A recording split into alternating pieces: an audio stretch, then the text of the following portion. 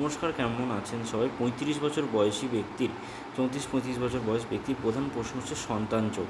হাতের এই জায়গাটা আমরা সন্তান যোগ দেখি, অর্থাৎ আমাদের যে বৃদ্ধাঙ্গুল রয়েছে তার নিচের এই যে জবের মতো সাইন, এটাকে আমরা সন্তান যোগ হিসেবে ধরি। যখনই হাতের মধ্যে এরকম ছোট ছোট পুরুষ্ট একটা জব সাইন তৈরি হবে, সেটাকে আমরা সন্তান যোগ হিসেবে ধরবো। এই ব্যক্তির 35 এজে সন্তান যোগ কিন্তু রয়েছে, 35 থেকে 36-এর মধ্যে, অর্থাৎ 6 মাসের মধ্যে বা 1 বছরের মধ্যে সন্তান প্রাপ্তির যোগ রয়েছে। তবে এক্ষেত্রে দেখে নিতে হয় বাবা এবং মা, অর্থাৎ এনার স্ত্রীর হাতও দেখা বাঞ্ছনীয় যে তার হাতেও যোগটা আছে কিনা, কারণ তিনি ধারণ করবেন। তো দুজনের হাতের কম্বিনেশন মিলিয়ে কিন্তু দেখতে হয় যে ব্যক্তির হাতে সন্তানের যোগ আছে কিনা। যদি এই জব সাইন একটু বড় হয় তাহলে সেটাকে আমরা পুত্র সন্তান, এবং যদি ছোট হয় তাহলে সেটাকে আমরা কন্যা সন্তান হিসেবে ধরি। এক্ষেত্রে ব্যক্তির কিন্তু দুটো ছোট ছোট এই ধরনের সাইন রয়েছে, যেগুলোকে আমরা দুখানা কন্যা সন্তানের যোগ কিন্তু আমরা অ্যাস্ট্রোলজিতে ধরবো বা ধরে নেবো যে এই ব্যক্তির দুখানা সন্তান যোগ, সেই দুখানা সন্তান যোগ কিন্তু কন্যা সন্তান যোগ। এবার হচ্ছে সার্বিক বিষয়, হচ্ছে ব্যক্তির প্রশ্ন, ব্যক্তির আর্থিক দিক ঠিকঠাক হবে কিনা, ব্যক্তির অর্থ অনেক জায়গায় দিয়ে ফেলেছে, ধার বাকি দিয়ে ফেলেছে, সেটা ঠিকঠাক হবে কিনা।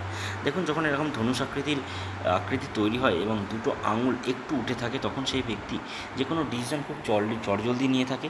সেক্ষেত্রে ব্যক্তি একটু ভাবনা চিন্তা করে ডিসিশন নেওয়া উচিত, নাহলে পরে ব্যক্তিকে ভাবতে হয় যে হয়তো ভাবনা চিন্তা করে ডিসিশনটা নিলে ভালো হতো। এছাড়াও যখন ধনুষ আকৃতি তৈরি হয় তখন একটা তার সাথে সাথে যখন এত বড় পাম হয়, তখন জীবনে যে অপরচুনিটিগুলো আসবে সেগুলোকে গ্রিপ করে এগিয়ে যাওয়ার একটা টেন্ডেন্সি কিন্তু দেখা যায় যখনই এই রকম চওড়া এত বড় পাম এবং তার সাথে সাথে এখানে ধনুষ আকৃতির মতো একটা আকৃতি তৈরি হবে। তখন আমরা অ্যাস্ট্রোলজি বা পামিস্ট্রিতে আমরা কিন্তু এটা ধরি যে সেই ব্যক্তির আর্থিক দিক থেকে যথেষ্ট সচ্ছল হওয়ার কথা এবং হওয়া উচিত।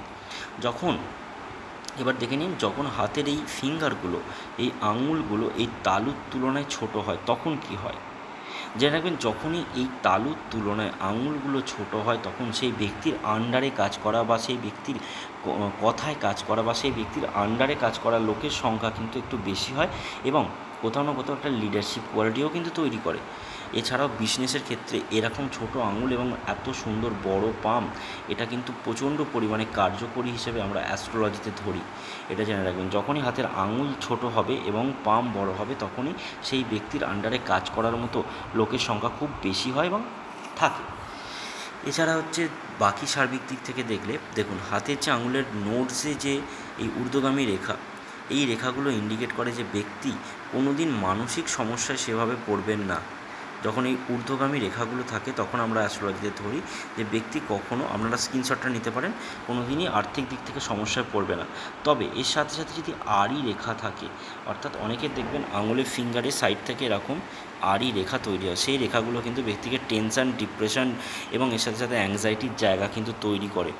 তাই এর যে রেমিডিস, এই রেমিডিস ব্যক্তিকে আমি দিয়ে দেবো, সে বিষয়ে আমি ব্যক্তির সাথে আলোচনা করেছি।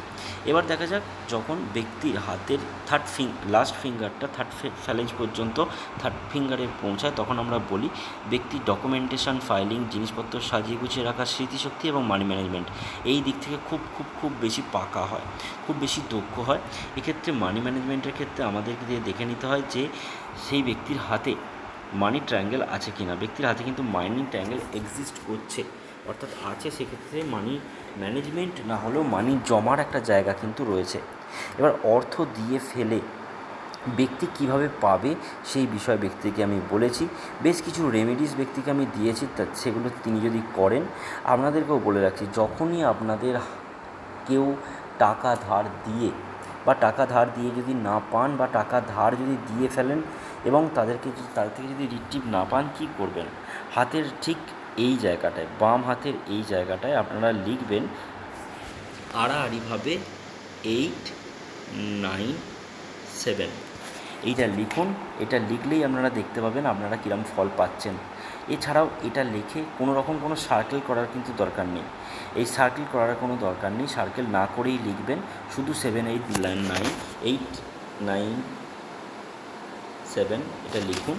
লিখে আপনারা এই নাম্বারের কাছে রিকোয়েস্ট করুন আপনাদের যে অর্থ আটকে রয়েছে, যে অর্থ আপনারা পাচ্ছেন না, সেই অর্থটা যাতে আপনারা পেয়ে যান সেটা রিকোয়েস্ট করতে পারেন। বা যদি আপনাদের হঠাৎ করে এখন 5 লাখ টাকা দরকার, আপনি 2 মাস লিখুন, দেখবেন আপনার আস্তে আস্তে সেই জায়গার ইনকামের জায়গা কিন্তু তৈরি হচ্ছে।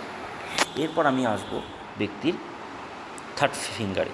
থার্ড ফিঙ্গারে দেখুন ফিঙ্গারটা কিন্তু ফার্স্ট ফিঙ্গারের থেকে বড়, যেটা ইন্ডিকেট করে রিস্ক টেকিং নেচার।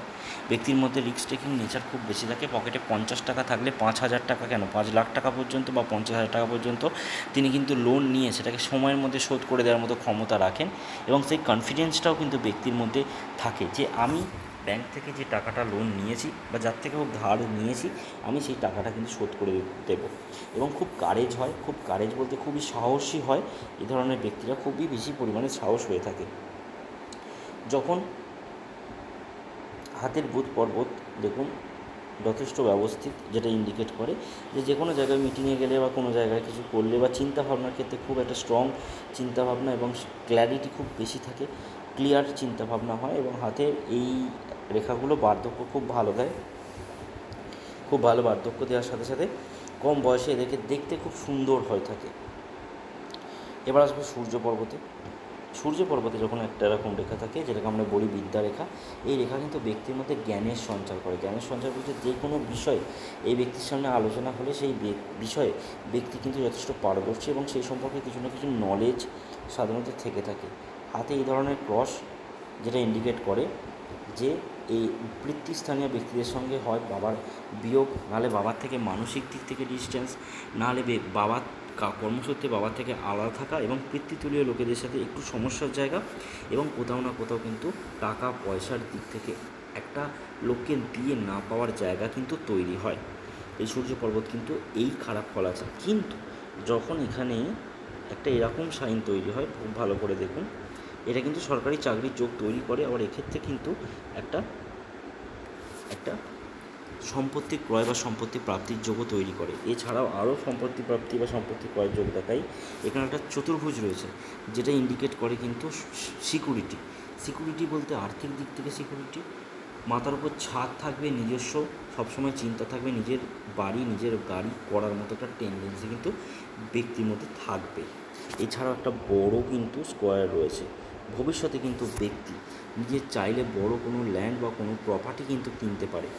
তবে এই যে ক্রস, এই ক্রসের এফেক্ট কিন্তু 5 বছর। জেনে রাখবেন, যার হাতে ক্রস যত ডিপি হোক না কেন, সেটা 5 বছরের বেশি কিন্তু তার কিন্তু কোনোভাবে এফেক্ট থাকে না।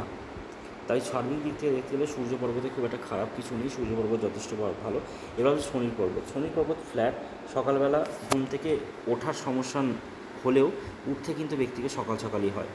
আবার যখন এখানে একটা ফিশ সাইনের মতো একটা সাইন তৈরি হয়েছে, যদিও অসম্পূর্ণ, এইটা কী করে, এটা করে হচ্ছে আপনাকে ধর্ম সম্পর্কে একটা আলাদা ক্ল্যারিটি দেয়, যেটা ধর্ম সম্পর্কে বা ঈশ্বর সম্পর্কে আপনি যেটা ভাবনা চিন্তা করেন, সেটা কিন্তু আপনি মুখে বা নিজের ভাব দিয়ে অন্য মানুষকে প্রকাশ করতে পারবেন না। যখন এই ধরনের একাধিক রেখা থাকে, কোথাও না কোথাও এটা একটা সুলেমান লাইন বলা যেতে পারে, যেটা আপনাকে পদ প্রতিষ্ঠা দেবে এবং সমাজের নাম দেবে। এছাড়া অ্যাস্ট্রোলজি পামিস্ট্রি এই ধরনের কোনো বিষয় গোপন বিদ্যায় আপনাকে ইন্টারেস্ট দেবে। এছাড়াও বৃহস্পতি পর্বতে আর কিছু খারাপ কিছু এই ব্যক্তির হাতে নেই, হ্যাঁ। তবে একাধিক এই ঊর্ধ্বগামী রেখা, এটা কিন্তু ব্যক্তিকে কোনো দিন মাটিতে পড়তে দেয় না। বৃহস্পতি বারবার আমি বলি, আমার শর্টসে আমার ভিডিওয়ে দেখবেন, যখন ব্যক্তির হাতে একাধিক এরকম ঊর্ধ্বগামী রেখা থাকে, এই রেখাগুলো কিন্তু ব্যক্তিকে সহজে মাটিতে পড়তে দেয় না। বৃহস্পতি পর্বতে যখন এই জায়গাটা উঁচু থাকে এবং এই জায়গাটা কম উঁচু থাকে, তখন কী হয় মাথার পেছনে ছোটোবেলায় লাগে বা মাথায় লাগে, নাহলে পারিবারিক একটু অশান্তির জায়গা, অসন্তুষ্টির জায়গা কিন্তু একটু তৈরি করে। এ হলো বৃহস্পতি পর্বত। এবার আসবো হচ্ছে উচ্চ মঙ্গল এবং নিম্ন মঙ্গল। দেখুন, উচ্চ মঙ্গল যখন এত সুন্দর পুরুষ্ট হয়, যে ব্যক্তির সঙ্গে এই ব্যক্তিরা কথা বলে, সেই ব্যক্তির ওপর একটা ভালো অ্যাপটিটিউড, একটা ভালো পারসেপশন তৈরি হয় এবং সেই ব্যক্তির মন জিতে নেয়। এই ধরনের জন্য একটা জায়গা তৈরি করে। এবং বহির্মঙ্গল আপনাদের ভার্বাল কোয়ালিটি, অর্থাৎ কথা বলার ক্ষেত্রে কিন্তু খুব কাজে দেয়। তো এই ধরনের ব্যক্তিরা খুব ভালো কথা বলতে পারে এবং খুব সহজে মানুষকে একটা ইমপ্রেস তৈরি করতে পারে। এই ধরনের হাতে যখন সূর্য নিম্ন মঙ্গল যখন টিপলে রাবারের মতো মনে হয়, যখন এখানটা প্রেস করলে রাবারের মতো যদি মনে হয়, তাহলে আপনি জেনে রাখবেন যে আপনার মুখের ভাষা একটু খারাপ হয়, একটু উগ্র মেজাজ হয়। এর সাথে সাথে কিন্তু ল্যান্ড রিলেটেড কোনো জায়গা থেকে কিন্তু একটা ভালো একটা জায়গা তৈরি হওয়ার যোগও তৈরি করে। একাধিক ভ্রমণের যোগ রয়েছে। এত সুন্দর চন্দ্র পর্বত মায়ের সঙ্গে কানেকশান তৈরি করে। দুধ জাতীয় মিষ্টি খেতে ভালোবাসে। তবে মায়ের কিছু প্রেশার সুগারের বা এই ধরনের সমস্যা, কন্টিনিউ একটা সমস্যা এবং তার পেছনে একটু অর্থ খরচার জায়গা কিন্তু তৈরি হয়। যখন এরকম রেখা তৈরি হয় সেটা ভ্রমণের যোগ তৈরি করে। একাধিক দেখুন চন্দ্রপর্বত থেকে জীবনরেখা থেকে লক্ষ্য করে কিছু রেখা রয়েছে, ভ্রমণের যোগ কিন্তু তৈরি একটু করে। এর সাথে সাথে যখন লাইফ লাইন এসে এরকম ঢোকে এবং তার সাথে সাথে একটা এরকম রেখা তৈরি হয়, একটা ফিশ শাইন তৈরি হয়, যেটা যে ফিশ শাইন যখন কেতু পর্বত বলে এটাকে আমরা জানি কেতু পর্বত বলে। কেতু পর্বতে ফিশ শাইনের সবথেকে বড় ভূমিকা হচ্ছে, আপনি জেনে রাখবেন, যে ব্যক্তির মধ্যে আর্থিক খিদে অর্থাৎ অর্থ ইনকামের একটা জায়গা, ইচ্ছা, প্রবণতা এবং কঠোর পরিশ্রম করার মতো ক্ষমতা, এর সাথে সাথে আর্থিক দিক থেকে সমৃদ্ধ হওয়ার একটা জায়গা কিন্তু কেতু পর্বতে ফিশ শাইন তৈরি করে। এবং যখন এখানে একাধিক হিজিবিজি রেখা থাকে কেতু পর্বতে, তখন কিন্তু পেটের সমস্যা বা পেটে অপারেশনের যোগ কিন্তু ব্যক্তির মধ্যে তৈরি করে। এটা আমরা দেখেছি। দেখুন, ব্যক্তির জীবনরেখা যখন এখানে ঢুকেছে তখন কিন্তু একটা এখান থেকে একটা লাক লাইন তৈরি হয়েছে। শুক্র পর্বতের ভেতর থেকে যখন একটা লাক লাইন বা কোথাও না কোথাও লাক লাইনটা এখান থেকে এসে আবার এখান থেকে ভাগ হয়েছে, তো কোথাও না কোথাও এটা তৈরি করে যে ভালো থাকবো, ভালো খাবো, ভালো করবো এবং বাড়ির লোককে ভালো রাখবো, এরকম একটা টেন্ডেন্সি, এরকম একটা মেন্টালিটি কিন্তু ব্যক্তির মধ্যে তৈরি করে। একাধিক শুক্র পর্বতের ঊর্ধ্বগামী রেখা যেটা ইন্ডিকেট করে, আগেও বললাম ভালো খাবো, ভালো করবো, ভালো থাকবো, কিন্তু যখন এরকম ক্রস থাকে, একটা ধার বাকি, একটা সবসময় চিন্তা, একটা ডিপ্রেশন, একটা টেনশন, যে কোনো বিষয় নিয়ে সবসময় টেনশানে ব্যক্তি কিন্তু ভোগে। ব্যক্তির সবথেকে ভালো জায়গা আমি বলি, ব্যক্তির হাতে কিন্তু কোনো রকম কোনো রাহুর কার্ড নেই। আমার দেখা সব থেকে ভালো হাত এটাকে বলতে পারি, যে ব্যক্তির হাতে রাহুর কার্ড যেহেতু নেই, তাই খুব একটা বেশি আর্থিক অর্থ নষ্ট, অর্থ অপচয়ের জায়গা কিন্তু তৈরি হয় না। ক্লিয়ার কাট একটা রেখা, জীবন রেখা, সেখানে প্রথম দিকে উন্নতি রয়েছে, আবার কিন্তু খুব ভালো করে দেখতে পাবেন একদম স্মুথ, শারীরিক দিক থেকে খুব পরিশ্রমী, শারীরিক দিক থেকে খুব শক্তিশালী এবং শারীরিক দিক থেকে যথেষ্ট পারদর্শী। যতদিন বেঁচে থাকবেন ততদিন করে খাবেন, যেটা একটা মানুষ চায়, সেটা কিন্তু এই হাতে কিন্তু রয়েছে। আর এই জায়গায় 39 এজে একটা ঊর্ধ্বগামী রেখা বা 40 এজে একটা ঊর্ধ্বগামী রেখা রয়েছে, যেটা একটা খুব ভালো জায়গায় ব্যক্তিকে প্রতিষ্ঠিত করে দেবে, যার পর থেকে আর ব্যক্তিকে পেছন ফিরে তাকাতে হবে না। এবং তারপরে আরও একটি রেখা রয়েছে। ব্যক্তির ভার্বাল কোয়ালিটি খুব ভালো, আমি কথা বলে যেটুকুন দেখেছি, এটা একটা ভালো জায়গা। ব্যক্তিকে আমি যেটা করতে বলেছি, ব্যক্তির রেমেডিসগুলো আপনাদের বলে দিই। ব্যক্তিকে আমি বলবো যে আপনার মনোবাঞ্ছা জানিয়ে ডেলি গরুকে আলু আপনারা খাইয়ে আপনার যেটা মনোবাঞ্ছা সেটা আপনি জানান। ডেলি না হলেও কিছুদিন অন্তর, এক সপ্তাহে 2 দিন 3 দিন গরুকে আলু খাওয়ান। গরুকে আলু খাওয়ালে আপনার যে মনের ইচ্ছা সেটা কিন্তু প্রকাশ, মানে বাস্তবে ঘটবে।